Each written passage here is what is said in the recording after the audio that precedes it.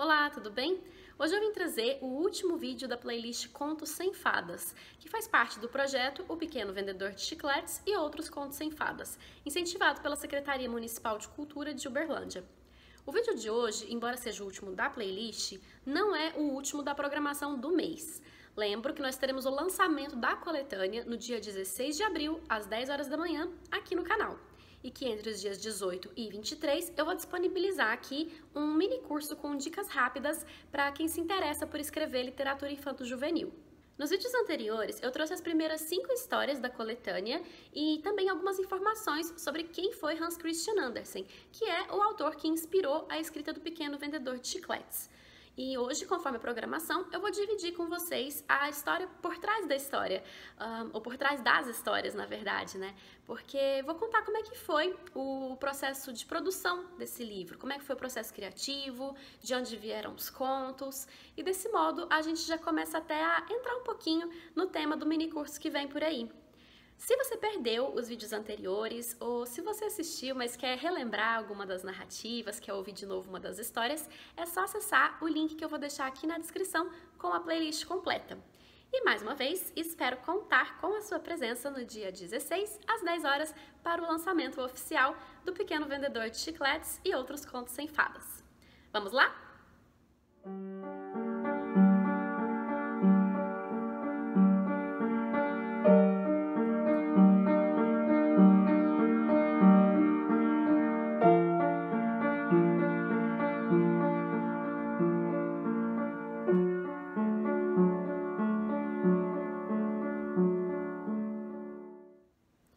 No primeiro vídeo dessa playlist, eu comentei um pouco por alto que o primeiro conto que eu escrevi para a coletânea foi o conto que dá título ao livro, O Pequeno Vendedor de Chicletes, e que essa é uma história baseada na Pequena Vendedora de Fósforos, de Hans Christian Andersen. Então, acho que é nesse conto dele que começa a história do meu livro. Quando eu tinha por volta dos meus 10 anos, eu ganhei de presente um castelinho de papelão que vinha com 12 livrinhos, bem pequenos, assim, acho que hoje eles caberiam na palma da minha mão. E num deles havia essa história da Pequena Vendedora de Fósforos, que me causou uma impressão muito forte. Eu senti uma forte compaixão por essa personagem, me identifiquei muito profundamente com ela no sentido de uma empatia mesmo, e essa foi uma narrativa que me marcou.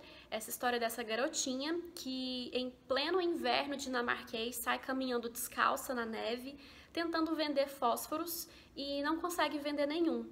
E que a certa altura, para tentar se aquecer, começa a riscar os fósforos, um por um. E a cada fósforo que ela risca, ela tem uma visão maravilhosa. Essa história ficou guardada comigo por muitos anos e com o passar do tempo eu fui percebendo que eu tinha uma predisposição a gostar mais de narrativas mais melancólicas, que tivessem personagens mais fragilizados e que era por aí que eu queria enveredar nos caminhos da literatura. Chegando à faculdade, então, eu decidi começar uma pesquisa para avaliar qual era o efeito da leitura literária em pessoas que estivessem atravessando alguma situação de crise profunda, como refugiados, pessoas que estivessem vivendo em zonas de guerra, ou atravessando uma depressão, atravessando um luto, que estivessem em hospitais psiquiátricos, asilos, orfanatos, enfim, situações diversas de pessoas de diversos locais do mundo, de diversas idades, de todos os contextos. E a ideia era investigar a hipótese de que a leitura literária, ela nos permite organizar, ordenar dentro da gente sentimentos, pensamentos, emoções que muitas vezes estão inarticulados, estão muito bagunçados devido a essas circunstâncias externas que são muito agressivas ou são muito complexas.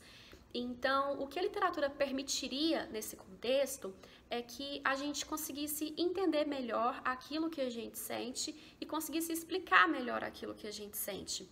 Então, é como se a coisa estivesse tão bagunçada dentro de mim que eu não conseguisse nem compreender o que eu estou sentindo.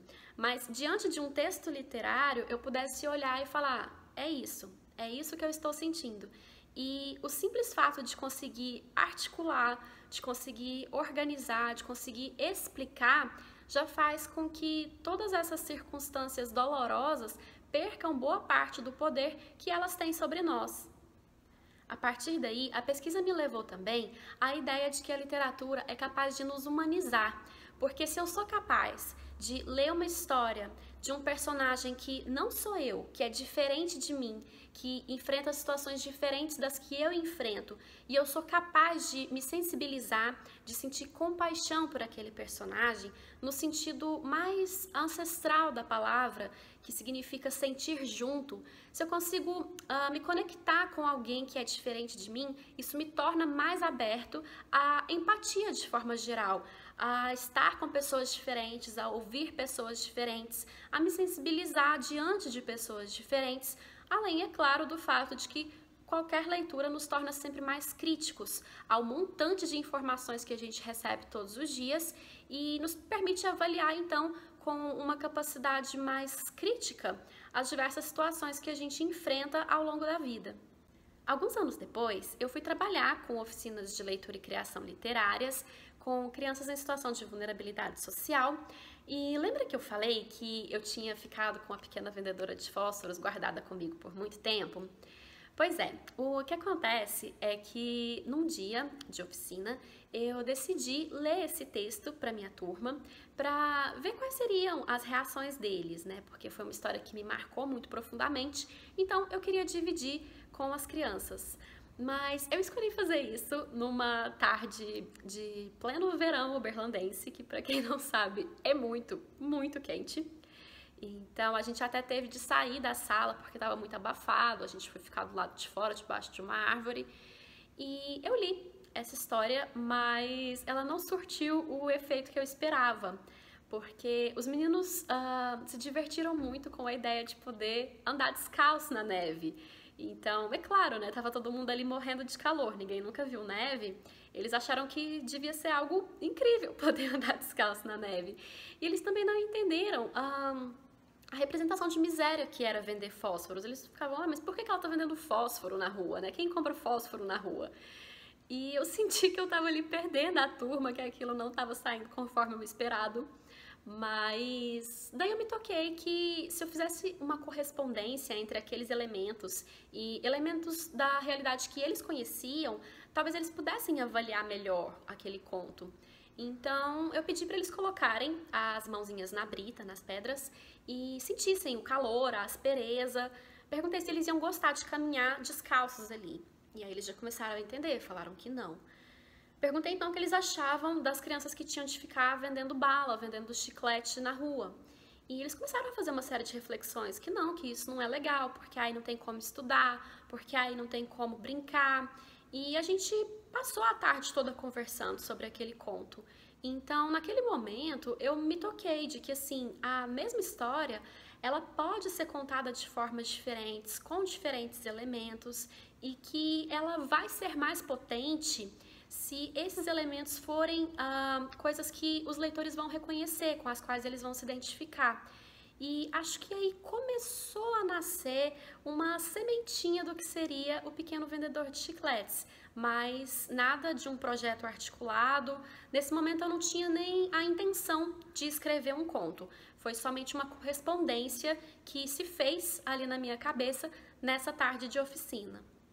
Mais alguns anos se passaram e lá fui eu fazer uma pós-graduação em literatura infanto-juvenil e certo dia, estudando versões, adaptações, recontos, a gente recebeu a tarefa de fazer uma adaptação, uma recriação de um conto clássico e eu não precisei pensar muito para escolher, eu só me lembrei desse episódio da oficina e fui para casa, escrevi O Pequeno Vendedor de Chicletes e foi um processo muito gostoso. Durante a socialização de resultados, o pessoal gostou, então eu decidi que esse seria o tema do meu TCC, né, do meu trabalho de conclusão de curso. A gente devia entregar um livro no final da pós e eu escolhi que o meu livro seria isso, seria uma coletânea de 7 contos adaptados de contos clássicos de Hans Christian Andersen. Escolhi 7 por ser um número mágico e comecei então a pensar em quais textos eu queria colocar na minha coletânea. Como eu disse então, eu comecei pela Pequena Vendedora de Fósforos, que viria a se tornar o meu Pequeno Vendedor de Chicletes, e a minha segunda história foi uma outra que estava lá no meu castelinho de papelão e que era um conto que sempre me pareceu muito misterioso, muito curioso, que era a história de uma princesa que chega num castelo numa noite debaixo de uma terrível tempestade, pedindo por um lugar para dormir e consegue sentir uma ervilha debaixo de 20 colchões. E essa personagem, ela era tão enigmática para mim, tão misteriosa, que ela me atraía muito fortemente. Havia algo naquele conto que eu sentia que eu não estava entendendo, que eu não estava pegando, mas aquela aura de mistério sempre me pareceu muito fascinante. Então, a Princesa e o Grão de Ervilha entrou para minha lista, acabou se tornando a minha Coruja na Tempestade, que foi o segundo conto que eu trouxe aqui nessa playlist. Em sequência, parti para uma narrativa que não é uma narrativa autoral de Hans Christian Andersen, é uma história da cultura popular, mas é um conto que ele registrou de maneira muito bonita e que é um conto muito político. É um conto que eu acho muito interessante porque eu vejo que a história se aplica a contextos diversos. As pessoas, quando escutam essa história, conseguem relacionar a narrativa a situações bastante diferentes e sempre em relação à crítica à hipocrisia das pessoas, que é a história O Rei Está Nu, ou A Roupa Nova do Imperador. Ela é conhecida pelos dois títulos. E a partir dessa história eu criei o meu leilão do quadro branco, que é o terceiro vídeo dessa playlist.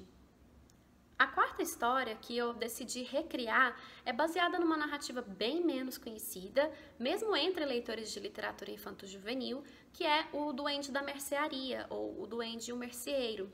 E essa é uma história com a qual eu só tive contato porque na graduação um professor de literatura infanto-juvenil, o mesmo que viria a ser o meu orientador de pesquisa, dividiu com a gente a história, usando o conto como um pretexto para a gente começar uma discussão, um debate acerca do embate entre arte e utilitarismo, entre trabalho e prazer, porque aquilo colocava uma questão que é uma questão que aflige todos os artistas, que é a da valorização da arte, né? Do para que serve a arte, se é que a arte serve para alguma coisa.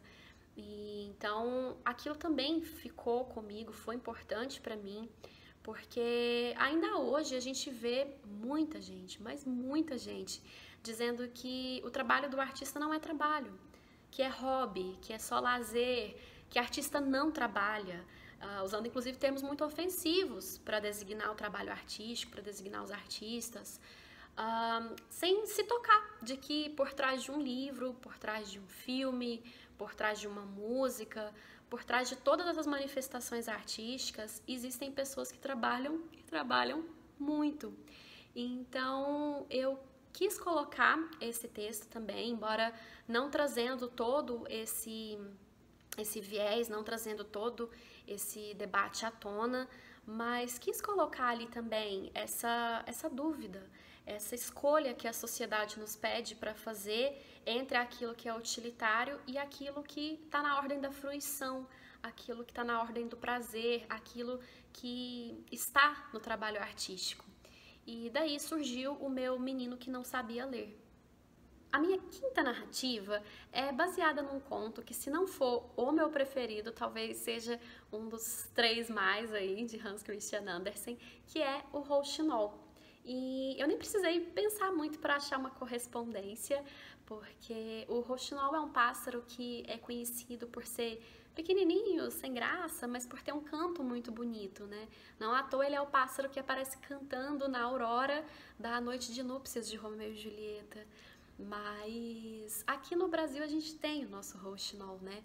Tão exaltado em canções, em versos, em histórias da cultura popular, que é o sabiá. E eu quis trazer a história para as minhas origens, para minha terra. E essa acabou sendo uma história que ficou um pouco mais mágica do que as outras ali no meio da coletânea. Mas foi uma história que eu adorei escrever, porque eu senti que eu estava falando de algo que era muito meu ali. O imperador, ele se tornou um grande fazendeiro na minha adaptação, na minha recriação. E eu me lembro que, à medida que eu ia escrevendo, eu estava sentindo assim que as duas narrativas estavam caminhando muito juntas, a narrativa de base e a recriação, e que elas estavam ficando muito parecidas, mas ao mesmo tempo com atmosferas muito distintas, com auras muito distintas. Então, esse foi um conto que me deu muito prazer em recriar. Por fim, partindo para os dois últimos contos, eu escolhi duas narrativas que são duas das mais conhecidas, então eu achei que seria interessante trazer elas para a coletânea, porque elas estão no imaginário aí de todo mundo, mas também, é claro, porque são muito bonitas, que são A Pequena Sereia e O Patinho Feio.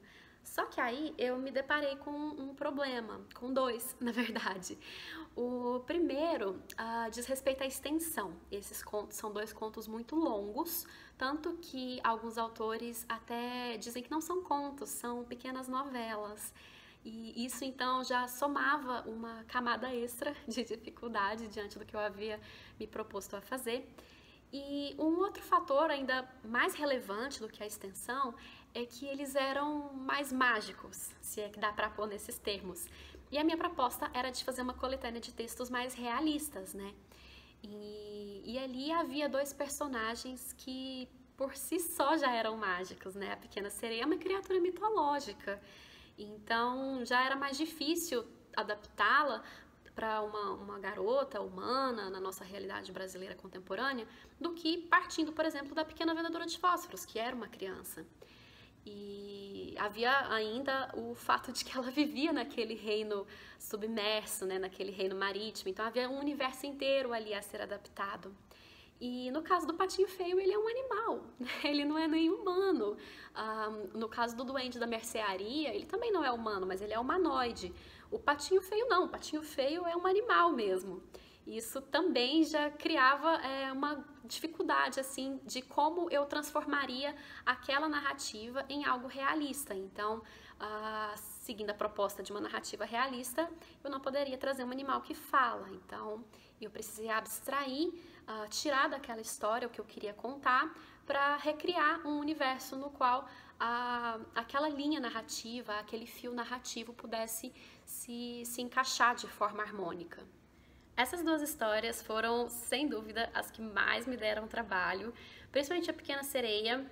Eu já estava quase terminando a primeira versão quando eu me toquei de que aquela não era a história que eu queria contar, aquela não era a minha personagem. Daí joguei tudo fora, joguei umas 20 páginas fora, voltei do zero, comecei do zero, até encontrar a Marina, que é a garota da praia. E também tive alguma dificuldade para criar o Andes, que é o personagem central do conto Carvão, mas até por eu ter passado mais tempo com eles, eu acho, e por eu ter deixado esses dois contos para o final, quando eu já tinha encontrado ali com mais clareza o que eu queria fazer na coletânea, eu acabei me afeiçoando mais a eles. É curioso isso, né? A literatura tem disso, tanto quando a gente está lendo, quanto quando a gente está escrevendo, a gente acaba se afeiçoando aos personagens. Então, apesar das dificuldades, também foi muito gostoso escrever esses dois contos que encerram o livro, que são A Garota da Praia e O Carvão, que eu não contei aqui na playlist, até por causa da extensão também, mas que estão ali no livro que vai ser lançado e que são contos que eu curti muito escrever e que eu espero que as pessoas curtam também na hora que forem ler. Mas então é isso, esse vídeo já tá ficando muito longo, falei demais, vamos ter de deixar para continuar o papo no dia do lançamento. Mas o que eu queria trazer aqui, dividindo os bastidores com vocês, são essas três coisas. A primeira, a ideia de que, e eu acredito muito fortemente nisso, de que a literatura é capaz de nos humanizar, de nos tornar pessoas mais empáticas, mais compassivas, de refinar o nosso olhar para a realidade, para as coisas do cotidiano. A segunda, de contar da minha relação com esse escritor que foi tão importante para mim, que com certeza foi tão importante para tanta gente que povoou, cujas histórias povoaram o imaginário de tantas crianças, porque eu acho que isso prova que a boa literatura, ela não tem lugar, ela não tem época, né? Ela atravessa todas essas fronteiras de tempo e espaço que outras pessoas delimitaram por nós, que não significam nada diante da nossa humanidade compartilhada, que não significam nada diante do poder que as palavras têm de atravessar os limites, de atravessar os muros que as pessoas constroem. E em terceiro, de mostrar que um livro é uma colcha de retalhos, ele é uma costura de várias coisas. Então eu trouxe aqui nesse livro coisas que eu vivi, coisas que eu estudei, coisas que outras pessoas viveram e que me contaram ou às quais eu tive acesso, e dizer que escrever é isso, escrever é abrir os olhos, é prestar atenção nas coisas que estão ao nosso redor, naquilo que a gente sente, naquilo que o outro sente, no que está acontecendo no mundo, e exercitar a habilidade de costurar todos esses elementos da realidade com sensibilidade, com palavras, e procurando colocar nelas a sua verdade, né? Não a verdade no sentido daquilo que é oposto à mentira, mas a verdade no sentido de algo que é sincero, de algo que é honesto. A boa literatura, ela é sempre muito honesta, ela não se pretende passar por outra coisa. Se eu for escrever sobre algo que eu nunca senti, que eu nunca vivenciei, que eu nunca estudei, que não mexe comigo, que não diz respeito a mim, aquilo vai soar falso. Então, o que eu acredito e o que eu quis mostrar um pouquinho nesse vídeo é que quando você busca aquilo que te atrai, aquilo que te move, aquilo que te incomoda, aquilo que te preocupa, aquilo que te marca, e trabalha em cima disso, sejam outros textos, sejam outras referências, sejam histórias que você ouviu, sejam as suas próprias experiências, isso resulta numa literatura que é mais gostosa, é mais interessante tanto para quem escreve quanto para quem lê.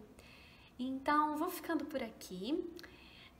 Espero mais uma vez, vou reiterar quantas vezes for preciso, espero encontrar vocês no lançamento, e aviso novamente aos escritores de plantão que entre os dias 18 e 23 eu vou disponibilizar aqui no canal um mini curso com algumas dicas rápidas para quem quer escrever para crianças e jovens. Então é isso, um beijo e até breve!